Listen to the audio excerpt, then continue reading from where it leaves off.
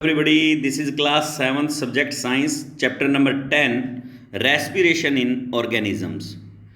Respiration means हम भोजन खाते हैं तो भोजन लेते हैं जो फूड से हमारा जो शरीर है वो एनर्जी प्राप्त करता है। तो फूड से एनर्जी तक का जो सफ़र है वो रेस्पिरेशन प्रोसेस में इंक्लूडेड है। तो रेस्पिरेशन क्या है? एक श्वसन क्रिया है जिसके द्वारा हमारी जो बॉडी है, सेल्स हैं, वो एनर्जी प्राप्त करती हैं from the food. Now today read all the questions and answers of this chapter. This is our respiratory system. This first page on that respiratory system is here. Actual में respiration is of two types, internal and external respiration. External respiration is breathing process by the lungs or nostril, nasal cavity, windpipe, trachea जिसे हम बोल देते हैं. And next one is internal respiration is called cellular respiration also. This is in our cells में जाके भोजन से हम क्या लेते हैं? एनर्जी प्राप्त करते हैं by the mitochondria of the organelles of the cell. Now question number 1. Why does an athlete breathe faster and deeper than usual after finishing the race? Race को फिनिश करने के बाद देख सकते हो आप इसमें पिक्चर में, रेस को फिनिश करने के बाद हमेशा क्या है, बहुत तेज़ी से सांस लेते हैं एथलीट्स। क्यों? सिंपल सी बात है, हमारी बॉडी की जो एनर्जी रिक्वायरमेंट्स हैं उनको कंप्लीट फुलफिल करने के लिए हम लोग क्या करते हैं, ज़्यादा से ज़्यादा ऑक्सीजन अंदर लेते हैं ताकि हमारा जो रेस्पिरेशन प्रोसेस है वो अच्छे से हो सके, हमारे बॉडी को एनर्जी मिल सके। तो आंसर हम रीड करते हैं इसका। When the athletes runs in the race his body needs more energy in order to get extra energy the athlete breathes faster because more oxygen is supplied to our cell. It speeds up the breakdown of food and more energy is released, और जिससे कि हम लोग क्या है, normal हो जाते हैं थोड़ी देर बाद। Next question number 2, list the similarities and difference between aerobic and anaerobic respiration. हाँ, हमारा जो इंटरनल रेस्पिरेशन है वो दो प्रकार का होता है। It is of two types. One is aerobic respiration, second is anaerobic respiration. तो सिमिलरिटीज क्या है? दोनों ही रेस्पिरेशंस में food is oxidise in both cases and energy is released, energy निकलती है। बट डिफरेंस क्या रहेगा इसमें? Carbon dioxide and water are the end product of the aerobic respiration. Aerobic respiration में ये एंड प्रोडक्ट्स हैं, और while alcohol is the end product of anaerobic respiration, और हम कह सकते हैं लैक्टिक एसिड भी बनता है। सी इन दिस फिगर, सबसे पहले ग्लाइकोलाइसिस ग्लूकोज को पायरिक एसिड में तोड़ता है, 2 ATP एनर्जी निकलती है। उसके बाद इसको दोबारा से ऑक्सीजन में केमिकल एनर्जी के कारण ऑक्सीजन के साथ CO2 प्लस में H2O and 36 ATP energy, total जो एनर्जी है एरोबिक रेस्पिरेशन में वो 38 ATP। ATP means adenosine triphosphate. It is the kind of energy which is consumed by the cell. और ये सारा का सारा जो प्रोसेस है इन द माइटोकॉन्ड्रिया होता है, जो कि हमारे सेल की एक छोटी सी इकाई है, पार्ट है। नेक्स्ट आता है एनारोबिक रेस्पिरेशन। एनारोबिक रेस्पिरेशन क्या आता है? ग्लाइकोलाइसिस होता है, इसमें भी ग्लूकोज टूटता है, ब्रेकआउट होता है, तो 2 ATP एनर्जी निकलती है। उसके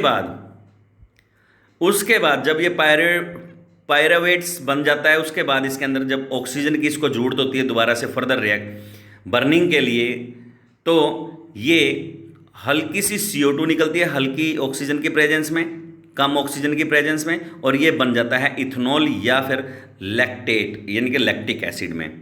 जहाँ एनर्जी नहीं निकलती, हमारी बॉडी में क्रैम्प्स पड़ जाते हैं लैक्टिक एसिड की वजह से, क्योंकि हमारे सेल्स में लैक्टिक एसिड प्रिपेयर होता है, तो एसिडिटी बढ़ जाती है बॉडी के अंदर, जिससे के कारण क्या है, हमारे पार्ट्स क्या हैं, पेन करने लग जाते हैं। इसको हमें अच्छी तरह से समझ सकते हैं dear students. Difference between aerobic and anaerobic respiration. Aerobic respiration it is the process of break down of food in the presence of oxygen, और दूसरा रहेगा in the absence of oxygen, that one is the anaerobic respiration. Aerobic respiration में it ends product CO2 and H2O, उसमें आपको मैंने बताया था CO2 और अल्कोहल रहेगा या लैक्टिक एसिड रहेगा।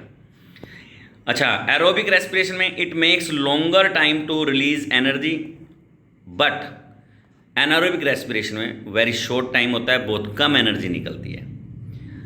Aerobic respiration it produce large amount of energy, उसमें लेस अमाउंट ऑफ एनर्जी होती है। Examples, it occurs in most plant and animals, but example के तौर पे yeast, bacteria, human muscle cell etcetera respire through anaerobically. तो these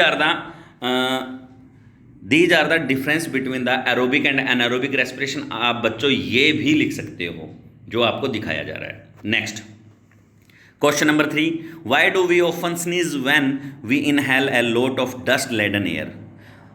ऐसी हवा जिसके अंदर डस्ट वगैरह होती है, बैक्टीरियाज, डस्ट, रेस्पिरेटरी इन्फेक्शंस जो भी हैं, physical initiator, chemical irritants, have allergic rhinitis, जितने भी ये हैं, जितने भी प्रकार के ये इरिटेटर्स हैं, जैसे हम इनको डस्ट या उसके साथ हवा के साथ अंदर लेके जाते हैं तो ये हमारे नोस्ट्रिल के आसपास जो हेयर होते हैं उनको क्रॉस करके हमारे सेंसिटिव पार्ट पे जाके बम्बार्डिंग हो जाती है इनकी, मतलब इनका अटैक हो जाता है और वहाँ पर ये ईचिंग करते हैं, जिस ईचिंग के कारण हमें इरिटेट फील होता है। इरिटेट फील होने के कारण हम क्या करते हैं, स्नीज करते हैं, जिससे कि वो पार्टिकल सारे बाहर आ जाएंगे। तो this is the sneezing is a types of defence mechanism used by our body. पढ़ सकते हैं इसको अच्छी तरह से। Next question number 4, take 3 test tubes, fill each of the with water, label them ABC, keep a snail in a test tube A, दूसरे में water अकेला ले लो, तीसरे में क्या ले लो, keep snail and plant both, यानी कि दूसरे में प्लांट लो और तीसरे में स्नेल और प्लांट दोनों ले लो। Which test tube would have the highest concentration of CO2, किस में सबसे ज़्यादा होगी। देख सकते हैं आप डायग्राम में भी हमने दे रखा है। तो सबसे ज़्यादा जो CO2 होगी वो टेस्ट ट्यूब A में होगी, क्योंकि वहाँ पर स्नेल रेस्पिरेशन करता है, ऑक्सीजन लेके कार्बन डाइऑक्साइड छोड़ रहा है। टेस्ट ट्यूब B में ऑक्सीजन प्लांट्स लगातार छोड़ते रहते हैं, और टेस्ट ट्यूब C में स्नेल कार्बन डाइऑक्साइड छोड़ता है, पौधे उस कार्बन डाइऑक्साइड को लेते हैं, ऑक्सीजन बनाते हैं। तो इस प्रकार से ओनली A जो टेस्ट ट्यूब है, there is concentration, more concentration of the CO2 gas. Next है extra questions and answers. Write a short note on a yeast, yeast के ऊपर short note. Yeast is a single celled organism, yeast is a single celled organism, they respire anaerobically, मैं बता चुका हूँ आपको, and during this process yield alcohol बनाता है, ये शराब जिसे हम बोलते हैं नॉर्मल वे में। They are therefore used to make wine and beer. Question number 2, to prepare how chart for percentage of O2 and CO2 in case of inhale and exhaled air. Answer, the percentage of oxygen and carbon dioxide inhaled and exhaled air is like in this, the percentage of oxygen and carbon dioxide inhaled and exhaled air, inhaled air में 21% oxygen हम अंदर लेते हैं, carbon dioxide होती है 0.04%, but जब exhale करते हैं तो 16.4% ऑक्सीजन हम छोड़ते हैं, साथ में लंग्स में से 4.4 कार्बन डाइऑक्साइड भी आ रही है, 4.4%। तो जब हम एक्सहेल करते हैं तो उसमें मैक्सिमम कार्बन डाइऑक्साइड है, और जब इनहेल करते हैं तो मिनिमम कार्बन डाइऑक्साइड है। तो दैट इज वाई जब भी हम बाहर की तरफ सांस छोड़ते हैं तो CO2 रिलीज करते हैं, और जब अंदर की तरफ जाते हैं तो ऑक्सीजन कंज्यूम करते हैं। Next question number 3, how much the average breathing rate of an adult human during heavy exercise और small baby. Adult human 15 to 18 times in a minute breathe करता है, और ड्यूरिंग हैवी एक्सरसाइज ये breathing rate बढ़ जाता है, 25 times पर minute हो जाता है। और स्मॉल बेबीज़ क्या होते हैं, 6 up to 6 मंथ के जो होते हैं, that one 40 breaths per minute और 20 to 30 ब्रीथ्स पर मिनट। इनका मतलब बदलता रहता है, न्यूली बॉर्न है, थोड़ा सा टाइम बीत गया, थोड़ा टाइम बीत गया, इस प्रकार से। सो नेक्स्ट है Draw a level diagram of the human respiratory system. This is the human respiratory system.